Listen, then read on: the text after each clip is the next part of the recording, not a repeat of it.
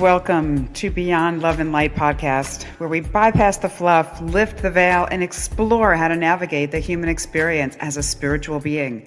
I am Laura Gevanter, a transformation coach, psyche and emotion code facilitator. Join me as we delve into topics relating to human consciousness, alternative healing modalities, quantum physics, and the psychology of spirituality. I bring you insights and information from amazing guests and my own experience and observations. Please remember to subscribe to get notifications. And if you'd like to know more about me and my work, please go to my website, www.lauragevanter.com. So let's get on with the podcast. Hello, everyone. Welcome to Beyond Love and Light podcast. I am very, very excited for my guest today, Kimberly Sherry. And I think you're going to find information that I can almost guarantee you've never heard before. So I just want to give a brief little background because she does have a fascinating background. She's a frequency alchemist and guide from the future, here to help humanity awaken their infinite intelligence and human technology. With the ability to calibrate energy and consciousness at a profound level, Kimberly empowers individuals to clear the blocks that keep them stuck, ensuring they move forward with clarity, ease, and confidence on their ascension path. She's a longevity mentor, and she specializes in guiding individuals through energetic recalibration, helping them shift their abundance frequency, heal unresolved patterns, and unlock the power within. Whether it's in money, health, relationships, or business, Kimberly ensures that transformation isn't just possible, it's measurable. Clients often find that their energy shifts, so does everything around them, leading to deeper alignment, greater success, and a ripple effect of high frequency change. Welcome to the podcast. My pleasure. Thanks for having me. Oh, I am delighted. First of all, I just want to just show Kimberly's book, which we're gonna get into. Really fabulous. I as I'm reading this book, I was just so many questions were popping out, and that's why I thought it'd be so fabulous to have you on. So your story is really, really fascinating, and I would love for you to just kind of briefly tell, and whatever you feel is appropriate, about kind of a little bit about your background and then how you got into doing this work. Yeah, so that's a broad stroke, how far back to go, in which direction. So I was born and raised. I think most healers are given a lot to heal, right? So I was born and raised into a religious cult. And so that was the beginning of learning how to break free from mind control and being able to step into my power. A lot of energies around that. I was also sexually abused, born in lack mindsets with both of my parents. And so there's a lot of things that we're given that, we need to break through in order to really step into those higher levels of being able to manifest the desires that we have, etc. I started off as a massage therapist. That was initially how I started tapping into my gifts. And then sort of got sidetracked with a retail flooring store. And but in the process, I always kept sight of what my true purpose was, which was all about healing. So after that flooring store sort of crashed and burned in, what was it, 2008, 2009, when everything was dissolving, went through a bankruptcy and was called shortly thereafter to the Amazon jungle to resolve my stuff. But at first I was thinking, well, how is that going to help me? I'm living on the side of the road in my motorhome. How's this going to help? So the long and the short of it was I was called to the jungle. I answered the call. I had already been introduced to the Hawkins scale, which is how I even ended up in the Amazon, because I calibrated the place that I was called to go, etc. And it was a very pivotal point in my life journey. The plant medicines are very powerful allies if you've been called by them. And it completely changed my world. And once I came out of the jungle, I started, because I had already been introduced to the Hawkins scale, I noticed I had broken through his scale, and it was measuring past the 1,000 limit that he had. And I thought that was fascinating. And then I had this amazing idea that was downloaded while I was with the plant medicine, that what if you started calibrating the frequency of money? So I started doing that. My clients started making more money than I was. And so I knew that that was a thing. And so I've been working um, off and on with various plant medicines over the years. They've been a big impetus in moving me into some of these higher realms. And so that's sort of the long and short of things. When you Is say, there anything in particular? well, just kind of, well, it almost seems like you were chosen for this as part of your own healing. It's always very interesting how people get certain methodologies, and it's like, it's almost like you needed to go through what you went through in order to get to that point. Would you agree? 100%. Yeah. Yeah, I think, everybody on our path, on this ascension path, in retrospect, it's all guided us to become who we are. Even having been born and raised in this religious cult, that helped me to break and recognize and break through other cults. We're in a global cult right now, so it's really easy for me to recognize that. So when you say, just for people who may not know, when you say I calibrated, what do you Mm. mean by that? Yeah, so the Hawkins scale is it's based on calibrations, although it's not based on hertz. A lot of people make that mistake that they think the Hawkins scale is based on the hertz scale, but it's not. It's his own sort of made up uh, scale that he created, and so when I first was introduced to that scale, it gave me sort of a base point. I was at a conference and someone calibrated me, in their words, measured me and tapped into their intuition and said where I was on that scale. I think I was at 750 at the time. His scale goes to 1,000. Mhm. And so that's it's like biofeedback. So I set my internal scale according to that reading. And little by little, as I did energy work, I noticed that the numbers were changing. They were actually going up.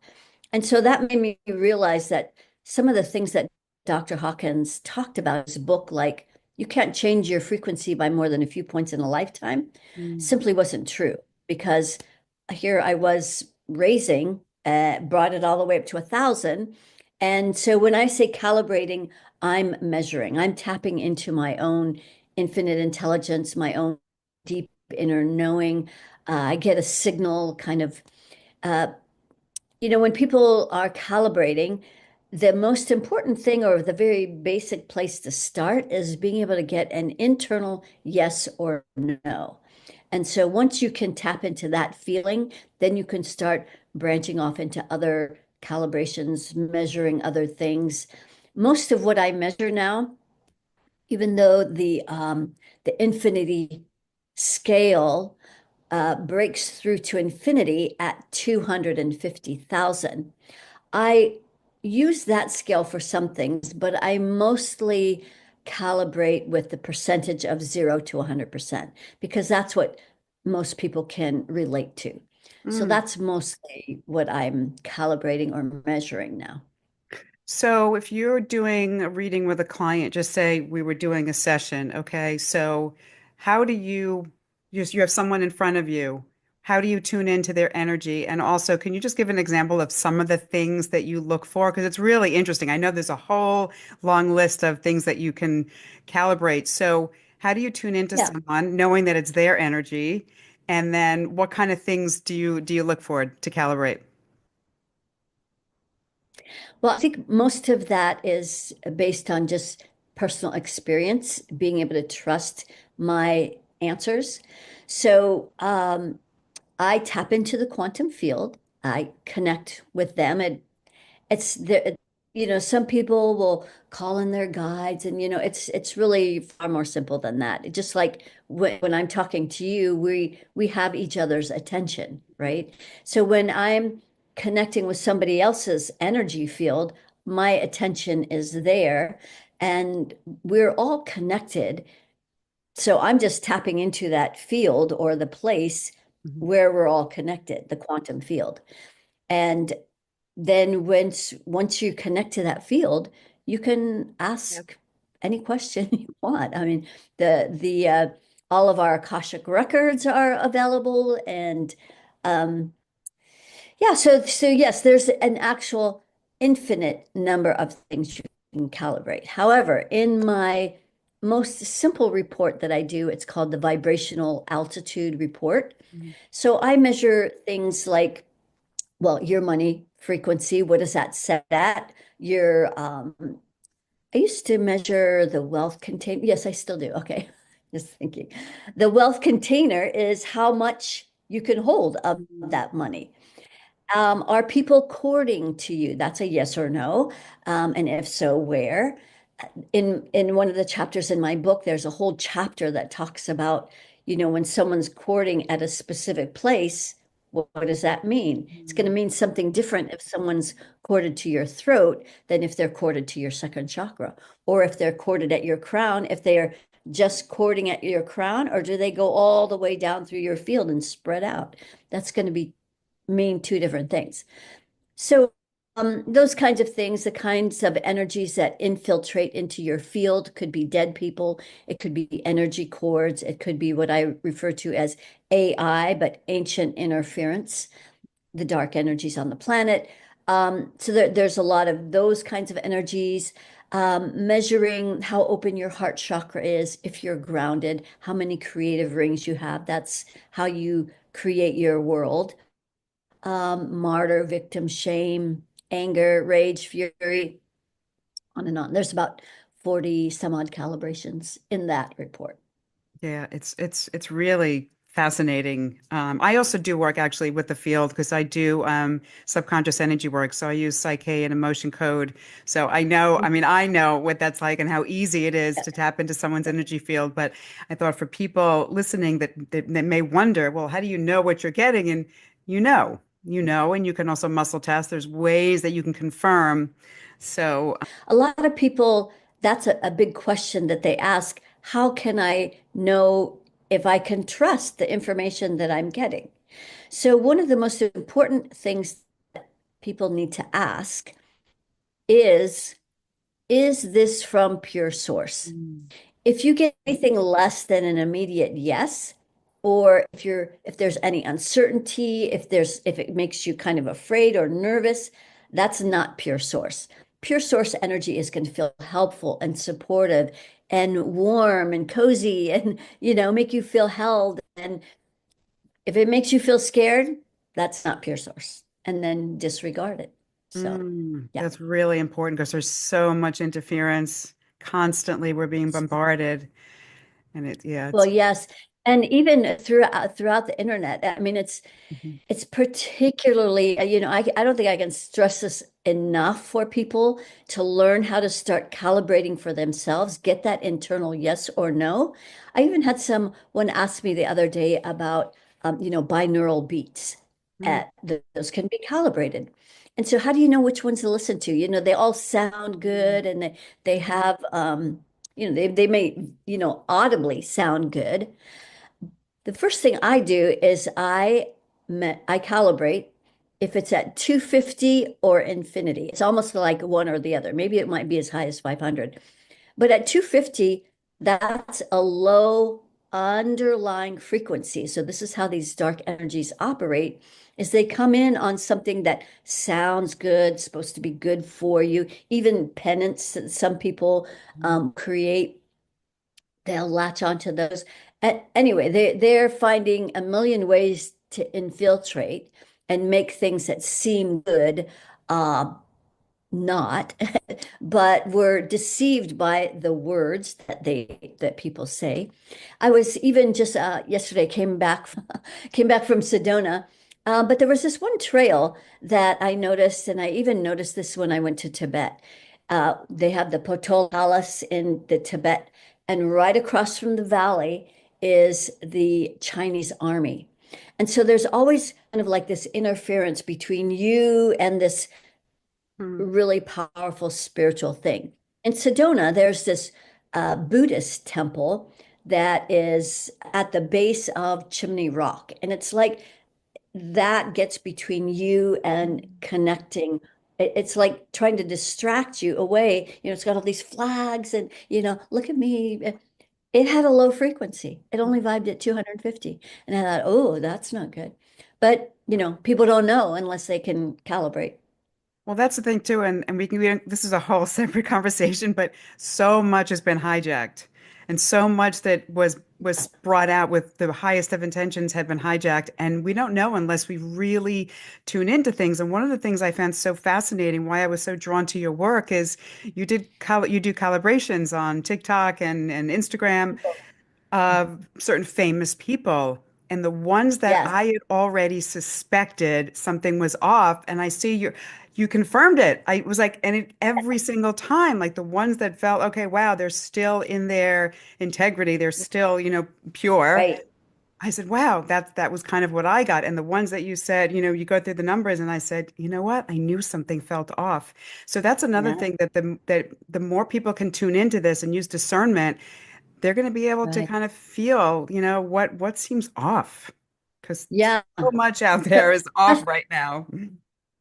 Yeah, trusting your guts, and then confirming it with this calibration.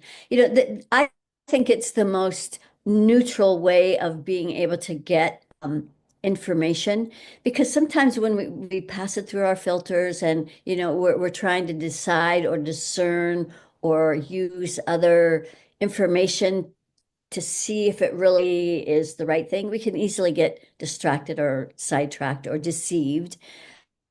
But if we can really tap into these neutral numbers, we can get a much better idea. So you've seen that in the readings that I was doing when someone is 100% anger and like angry energy, and a closed heart, you can feel that. And so uh, those the calibrations they just validate what we're already feeling. So Right. I love them. Yeah, even of course I'm not going to mention who it is, but even someone that I had some interaction with at some point, and you felt, wow, at one point you really followed their work, and then you said something felt off. I had the exact same experience. So even if you see like the transformation of someone kind of being affected by other energies, you can kind of Yeah. see what happens slowly. And one of the things that Yeah. you talk about so much, and I would love for you to talk about the importance of grounding.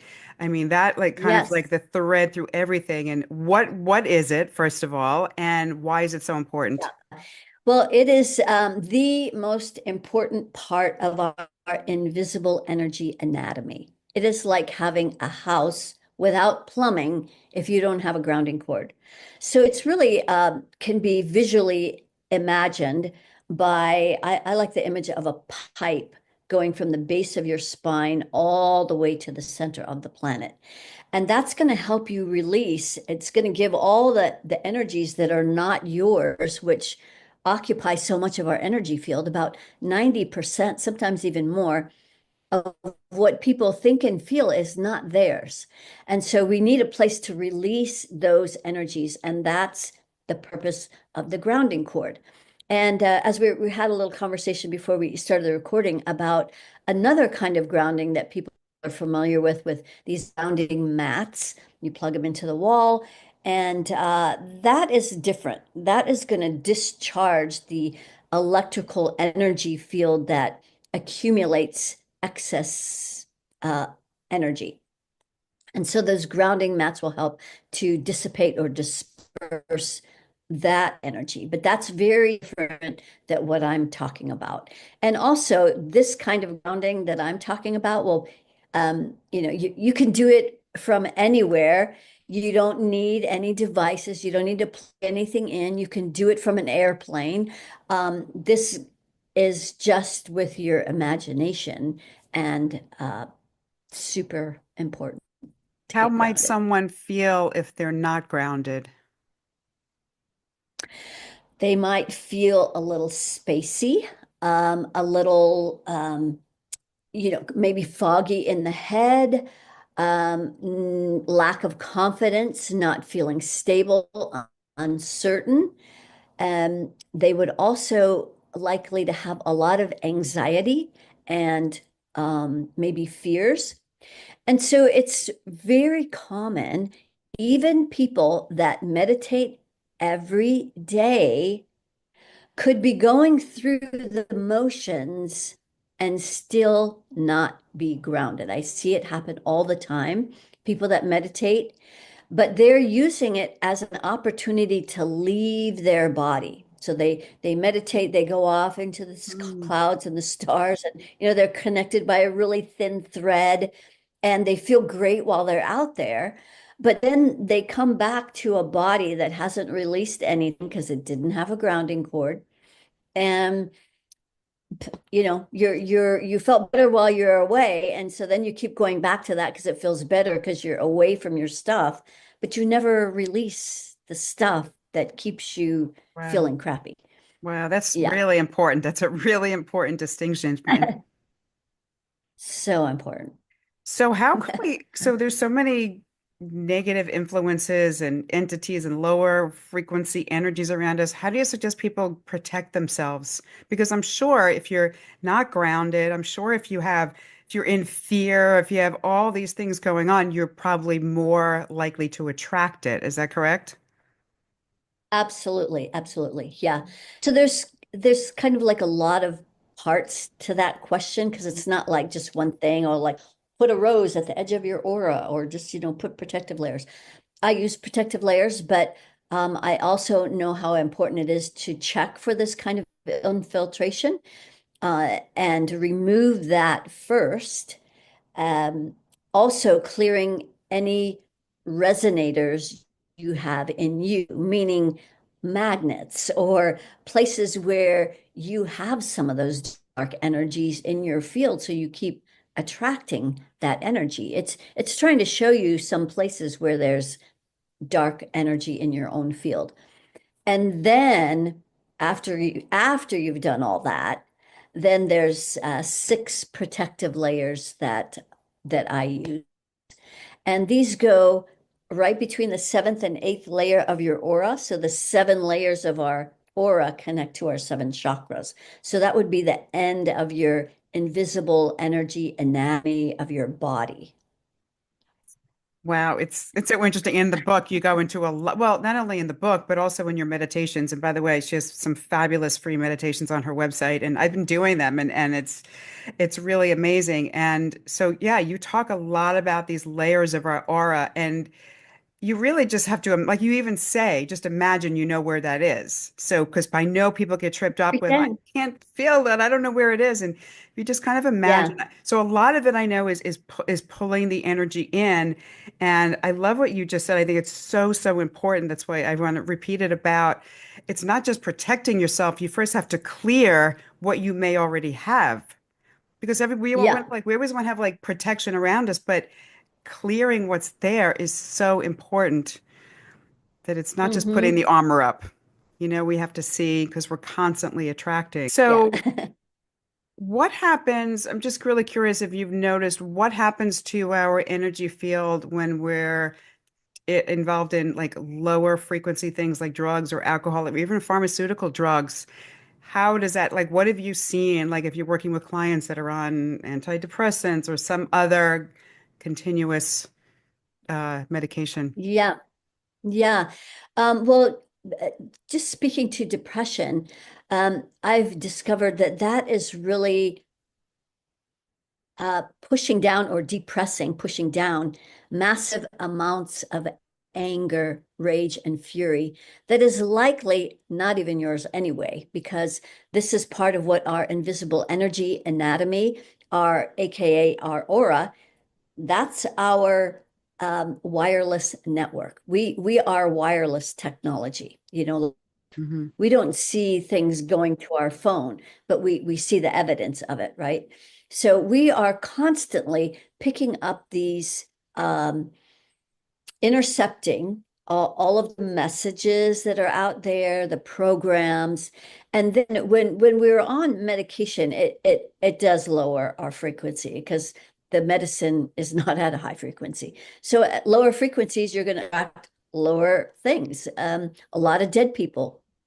can infiltrate into our energy field, into our homes. It's not uncommon for me to find 50 dead people in somebody's house, and they're channeling a bunch of those.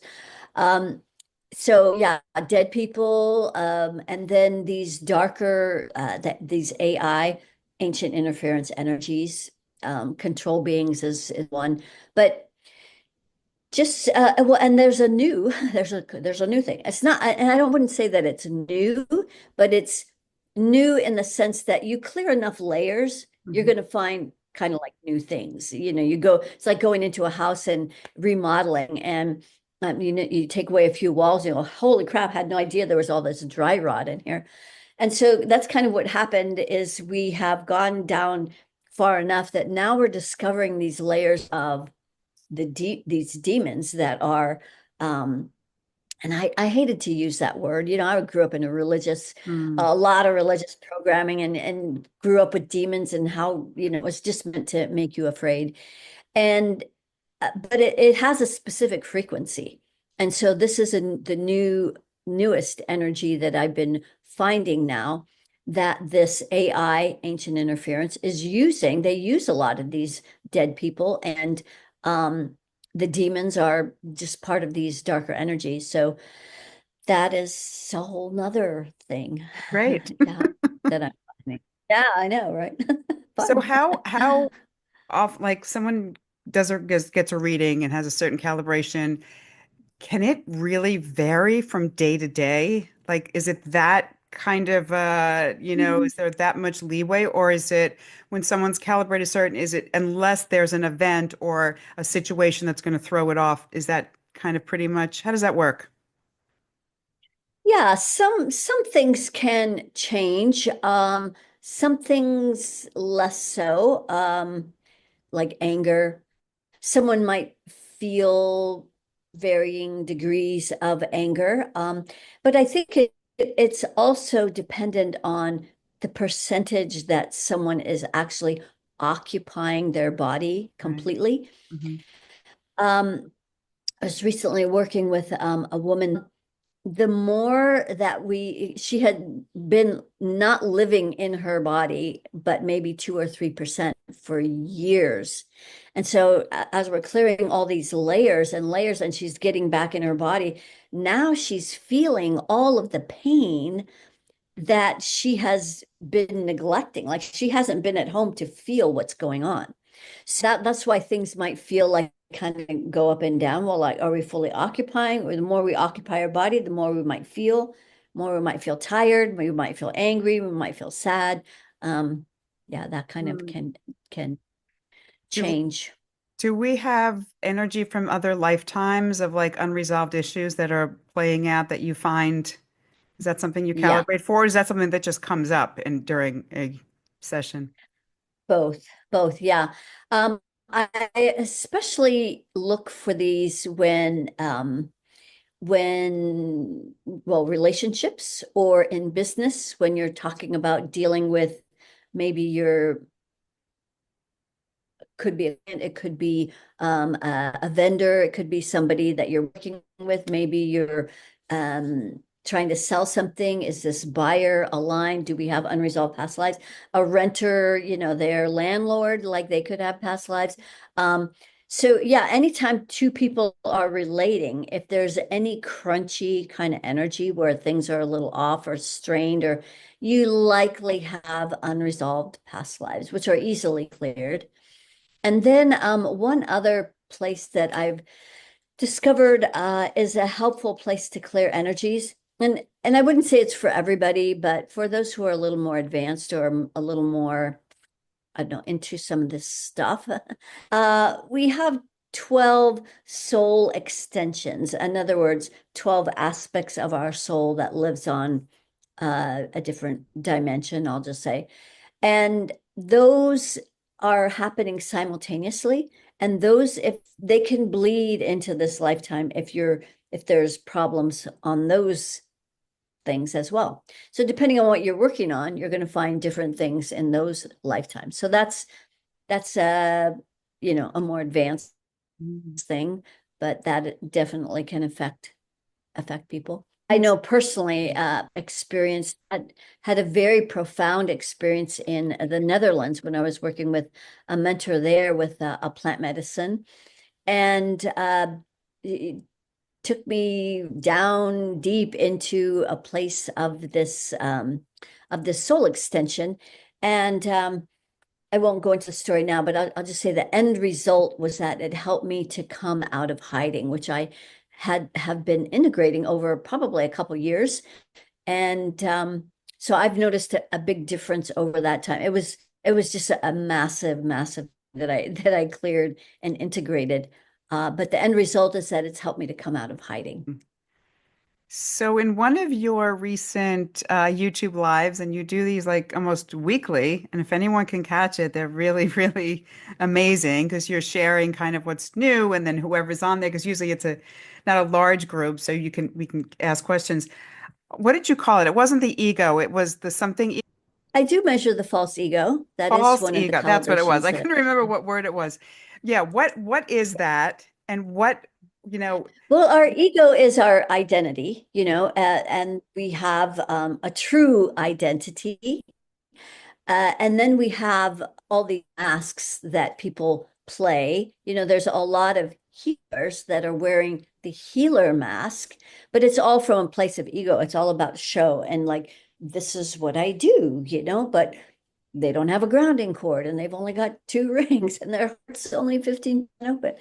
But they're this healer, So, in my opinion, this false ego is uh, not our true identity, and gotta go. well, where does that, if it's not a conscious thing, like there are people that know they are putting on a certain, Hmm. mask or whatever, they're presenting a certain Yep. persona. If it's not a conscious Yeah, thing, where does that come from? Does that come from an insecurity? Does it come from where would that come from if it's not a conscious doing?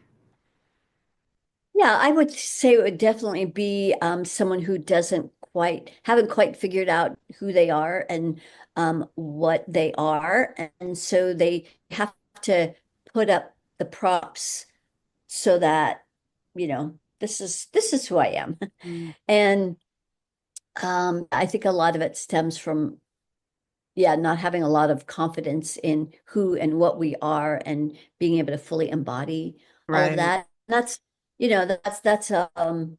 can be a lifelong lesson too. Mm. Yeah, no, I thought it was important because I know it was one of the few things you were reading for people, and a lot of it was very low. I mean, like, or high, I should say, which is not a good thing. So I'd love for you to just, I'm really curious, when someone does a session with you, how much prep, like, okay, you do them obviously virtually, I assume. Yeah, just like this. Okay, so how much information do you have beforehand? Like, do you want to know why they're coming to you? Are there certain areas, or is it really just sort of to let and see what information you get, what you're picking up, or do you do a combination of both? Yeah, it depends. It depends on the person. So, I don't do a session without having first done a report. There's two reports that can be done. One is the vibrational altitude report, which is a lot of the things I mentioned earlier. That's great for people who are having business or money issues or relationship stuff. And then the other one is the human technology assessment, where I measure more than 100 calibrations of all your body systems, body organs, the cellular light quotient in all of those. So it's very involved. That's more for people who have health issues, things going on with their body. So it all depends. It is it is helpful just to kind of direct things if people have a specific issue or thing that they're working on. If they came to me because they are having relationship stuff, but I'm over here, working on their money frequency, maybe that's related, but Mm, but it's helpful to have a direction. But then again, someone could come to me and say, I don't have a clue. I just know I need help. Well, yeah, I'll just dive in mm. and go to the most obvious things that are creating the most problems. And it's very humbling because many times people probably think, oh, I'm doing great. And then you get a reading and you're like, and one of the things that I love about your work and especially with the book is your whole thing is about teaching people to be able to do this for Yeah. yourself. And it's so important because so many times it's, no, I have to be the one to Mhm. do this. And yes, I would obviously, I mean, I haven't personally had a reading with you yet, but the more that I hear about this, the more I'm thinking just how fascinating it would be to do that. But yeah, it is such a wonderful thing that people can learn to do this. And, there's different ways of testing, whether it's the yes, no, there's there's all different kinds of ways of doing it. What haven't we covered that you think it's important for people to know about your work? And I mean, because this is, you've taken Hawking's thing through a whole new level. I mean, this is pretty significant. I think. I mean, for Yeah. people that know his work Yeah, and no, I'm standing on his shoulders for sure, and just took it up from there. Um, and it's I am hesitant of giving I'm not giving myself credit. I just was the channel that brought in the information that was able to take it to that next level. The thought that came to mind was though that it's a lot easier to shift these things than people realize. Mm, But a lot of people are really committed to their stories, and so that's why when people work with me, there's a series of questions that I ask because I want to make sure that people are really committed to this process and that because there's some people who they want change, but they're not willing to change. They're not willing to do the work. If you want a different result, you have to do different things. And you have to be willing to let go of the stuff that's holding you there. So that is important. And yeah, it's one of the things I privately measure. you know, mm. how committed is this person to really creating change, or are they just wanting to do the next thing that's supposed to help them. So it's I am definitely a teacher, and I am really far more interested in empowering people to learn how to do this themselves, and it's a lot easier than people think. I have discovered that I think calibrating is probably the hardest part to the degree that I do it. But if you can just get your yes and no, that will take you so far. Mhm. If you knew a yes or no for so many things, uh, that's a lot. That's a lot. Yeah, and Yeah, people being just need able to to get learn to that trust. feeling. Yeah, just to trust. Yeah. That's the biggest part. Should I go left or right? Yes or no? Should I go further? Yes or no? Should I go with someone or without someone? Yes or no? Yeah, or you can take It's some endless. food and hold it to your stomach and do the sway test. You can do it in a grocery store. Just ask, is this? Yes, the body pendulum. Yes. There's a lot of ways that you can get that internal yes or no. You can muscle test. You can use that body pendulum thing. You can You can use a real listen pendulum to too. in your head. Yeah, that's where I started with a pendulum. Hmm. Some people use a dowsing rods. What, whatever your thing is, figure it out. Yeah. It's so important. Yeah. Yeah. It's so funny that you mentioned being attached to stories because I see that so much in my work. As a matter of fact, I just made a video like 2 days ago about people, they don't know who they are without their stories. So even though they want to change, it helps explain why they are the way they are, right? So if you take that away, all of a sudden they have to take responsibility. So like you're saying, if they're going to come to you and say, change me, but wait a minute, really? Now I have to actually take some other action. I have to do something new and different. It's very scary for a lot of people. Yeah. In the last 12-day program that I do every other month, it was all about our money, the money matrix, and recoding a new reality. And one of the most fascinating things that came up was this big energy that everybody was working on that was all about the addiction to drama and chaos. And we before we could even clear that, the group, there's 50 people in this group, create all their drama and chaos was coming up. And I couldn't even get on the thing. It kept kicking me off, kicking me off. So I finally just did a uh the session, just me and my camera, and that I recorded and gave to them. And it ended up being twice as long. Usually it's only 20 minutes. It took me 40 minutes to do this clearing. But it was so powerful because they kept creating more chaos and drama in this whole money arena. Like, if you're addicted to drama and chaos, there's always going to be that thing of losing your money, or the accident that happens, or the thing that breaks, or losing your job, whatever the thing is, so that you can't ever really rise above to really tap into those higher money frequencies. So Mm, that was really powerful. yeah. Yeah. Yeah. Really And cool. that can be calibrated. The percent that someone is addicted to drama and chaos can be measured. And then once you clear, so this is the thing, once I help them clear the energies, then we remeasure. Did we get all of it? We don't want to get just, 85%. We want 100% gone, cleared. So that's So important. speaking of clearing, I have a question. In your meditations, you make this sound like you're blowing it, like you're, it's very interesting because, and I think it's very powerful to hear that. What are you doing actually? It sounds like you're blowing out a candle that's like 3 feet away. Yeah, it's nothing intentional. There was a time when I tried to control the sounds and the things that were coming out as I'm doing the clearing, but now I don't try to alter it. And that is the energy that I'm feeling as people are moving these energies, as these energies are clearing.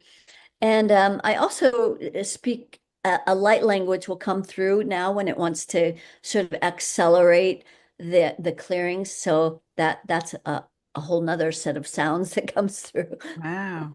No, it's really Yeah. powerful because you kind of feel like, oh, she just like sent it off. So before we wrap up, Yeah, I think it helps people to kind of tap into the things that are moving and releasing. It's like, yeah. oh, Oh, it does. Totally does.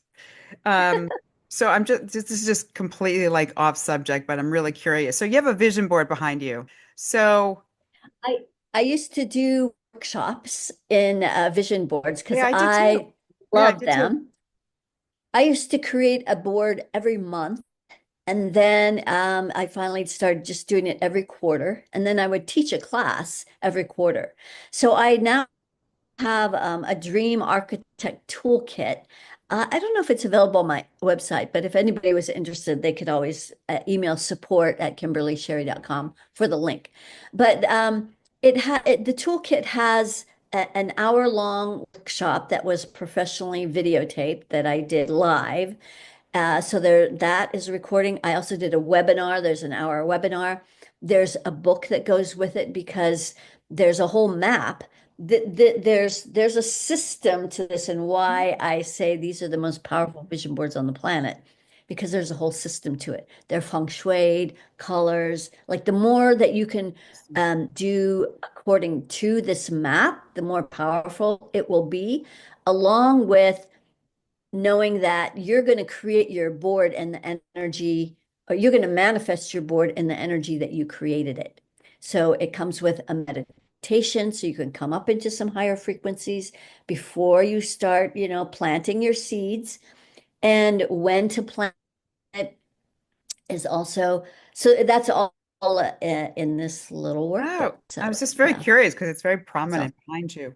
Get setting the the book. tone. Get the book. It's called Access Your Ultimate Power. It's amazing. I have like all, you see my highlights. I always highlight when I read. Nice. Um, it's Yeah. it's easy. I mean, it seems like it's a lot to take in. So I kind of read it in certain, like, you want to read it, you want to digest it, you want to understand it, and then, Yeah. play around with it and definitely go check out. So your website is kimberlysherry.com, correct? Yep. He's I got, just got yeah, a new updated website. beautiful. It's beautiful. It is beautiful. And you Yeah. photograph so well. I mean, they're gorgeous photos on there. And there are she's got these meditations on there. You've got the grounding one, that running your energy. Really powerful. Really, really Yeah. powerful. I definitely suggest checking it out. And That free meditation on the website, there's a 20-minute version, 8-minute version. That is the foundation for the book. The book outlines that process of running your energy, which is kind of like Energy 101. So all my clients use this process of running your energy, and it's how we stay grounded. It's how we keep things flowing. That circle of reciprocity, giving and receiving, making sure we receive. So yeah, it's very powerful, very helpful. yes. And also on my YouTube channel, which Shama Kim Productions, or you could probably type in my name and find a way. But if you were to, there's probably, I don't know, at least maybe 10 years worth of videos there. But if you were to click on the live tab, there's a whole slew of videos. I used to do live on Facebook Mm, every week. I think I did it for like 6 or 7 years. wow. And those are all activations. So also very powerful. And for those people who are more interested in the more updated uh, energy clearings, we do that once a month on the first Thursday of every month in the luminary activation. And so that is a membership site. And but so you get, if you were to join for a whole year, you get a whole year's worth of activations. Depending on where you join in the year, we had to kind of figure things out. But that's really very, very powerful. It's like getting 5 months for free. Um, and so those are the most updated energy frequencies are the ones in the luminary activation. That's also on the And website. check out So the that, TikTok and Instagram when you see yeah. famous people. Fascinating. Yeah, that's what got me hooked. Well, they deleted the site that had all the readings on it because I don't know, I they don't like They don't like going against the mainstream. So, they don't like the but truth. I do have exactly this is all for truth seekers. So I do have a new TikTok channel, which is Kimberly Sherry Official. My Instagram is Vibrant Longevity 8. There is a Rumble channel where more of the forbidden stuff is. Okay. Well, thank you so Yep. much for being here. This was wonderful and great My information. I think pleasure. it's My really pleasure. important to get this information out for people. I so appreciate you taking the time to connect with me and giving me the opportunity to help people, educate them. Oh Yeah, yeah. so As soon thank you as I so read the much. book, I said, "Oh, I have to reach out." Okay. Okay. Thanks. Thank you. Thank you everyone for You're tuning in, welcome, Laura. and we'll see you soon.